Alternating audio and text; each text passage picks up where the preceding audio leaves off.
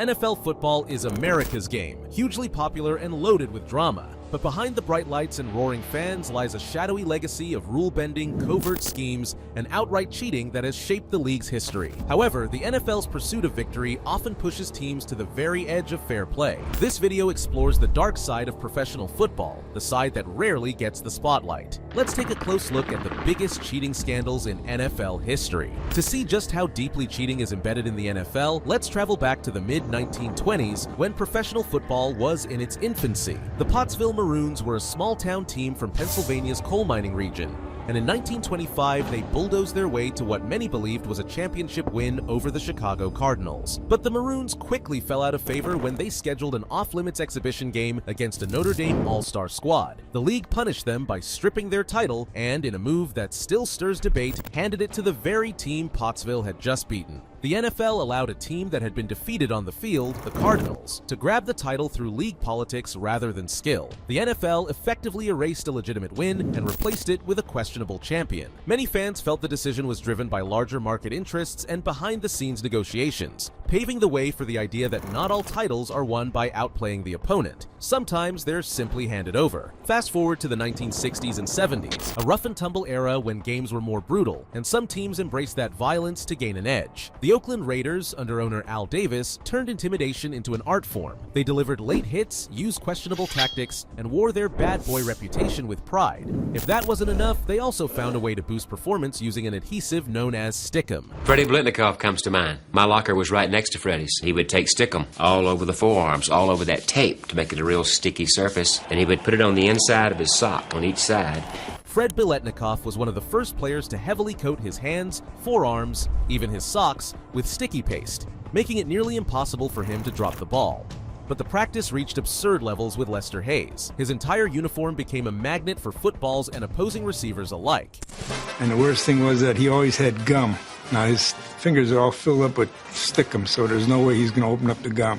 So we always had to have somebody over there to open up. It had to be 2 Juicy Fruits, 1 Wrigley, or 2 Spearmints, 1 Double Mint. Though not illegal at first, Stickum was eventually banned once the league realized how much of a game changer it was. The Raiders defended their methods as just another strategy, but many saw it as blatant cheating. As the league hurtled into the 1970s and 80s, rumors swirled about players turning to off-field substances for an on-field boost. Cocaine, amphetamines, and other stimulants were reportedly used in ways that not only threatened player safety, but also undermined fair competition. Few embodied the era's highs and lows like Lawrence Taylor of the New York Giants. He was a once-in-a-generation linebacker whose ferocious play changed defensive schemes forever. Off the field, though, he battled a long struggle with cocaine. Some argued the drug fueled his intensity and predatory style, raising ethical questions about how substance abuse can alter performance. Although the league took strides to clamp down on these habits with stricter testing, the line between team advantage and illegal doping remained blurry. Players sought ways to dodge detection, from masking agents to designer steroids. Meanwhile, the NFL's rules and tests struggled to stay one step ahead.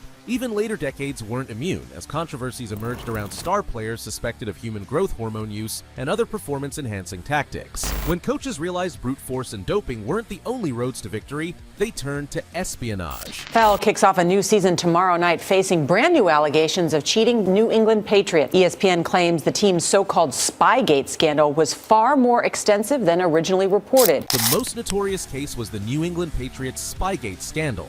Between 2000 and 2007, the Patriots allegedly recorded defensive signals from opposing teams, building a library of secret footage that helped them decode plays in real time.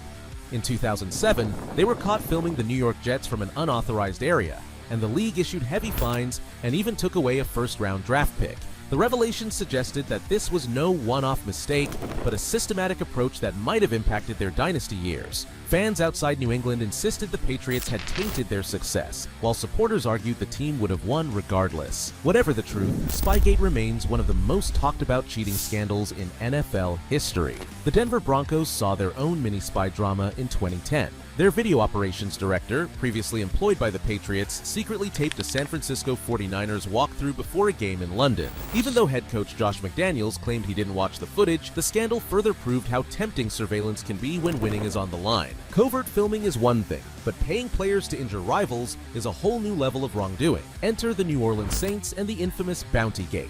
Defensive coordinator Greg Williams set up a system from 2009 to 2011 that rewarded defenders for card-offs, hits that forced opposing stars out of the game. When the league discovered audio recordings of Williams instructing players to target specific areas of opponents' bodies, there was outrage. Head coach Sean Payton was suspended for an entire season. Williams was banned indefinitely, and the organization was fined $500,000. The scandal underscored the NFL's persistent problem with violence, even in a sport built on it, and forced the league to confront how far players might go for a win. Cheating isn't always about brutal hits or secret filming. Sometimes it's just about altering the football themselves. New England Patriots quarterback Tom Brady is appealing the NFL's punishment for the cheating scandal before the Super Bowl. The 2014 AFC Championship game spawned Deflategate, where Tom Brady and the Patriots found themselves under the microscope for using underinflated footballs against the Indianapolis Colts. With the Patriots already riding high on past success, the story exploded. Officials discovered 11 out of 12 game balls were below the league's pressure standard. Brady denied doing anything illegal, yet found himself suspended for 4 games, and the team was fined $1 million plus a lost first-round draft pick. Court battles and scientific debates about air pressure turned the saga into a cultural phenomenon.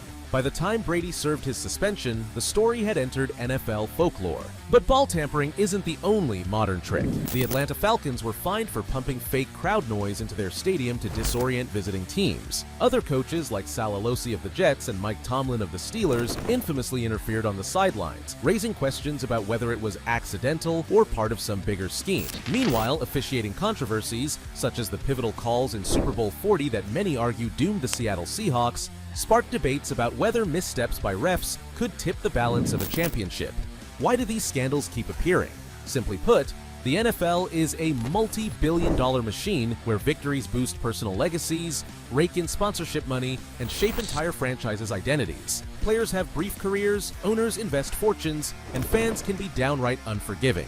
In that high-pressure environment, some individuals break rules to grab any slight advantage. Over time, the league has introduced tougher policies, increased surveillance, and ramped up penalties. Yet new controversies continue to surface, proving that desire to win can push people to do extreme things. Even fans who condemn cheating often can't resist the drama that unfolds each time a scandal surfaces, feeding the NFL's ongoing narrative of highs, lows, and blurred moral lines. From the small-town heartbreak of the Pottsville Maroons to the sophisticated spying operations of modern powerhouses, the NFL story is as much about hidden schemes as it is about spectacular touchdowns. Teams and players walking the line between competition and dishonesty seems woven into the sport's DNA. For every rule change or stiff penalty the league imposes, a fresh scandal eventually emerges, sometimes surprising us, sometimes reminding us of what we already know. In a game this massive, some will do whatever it takes to win.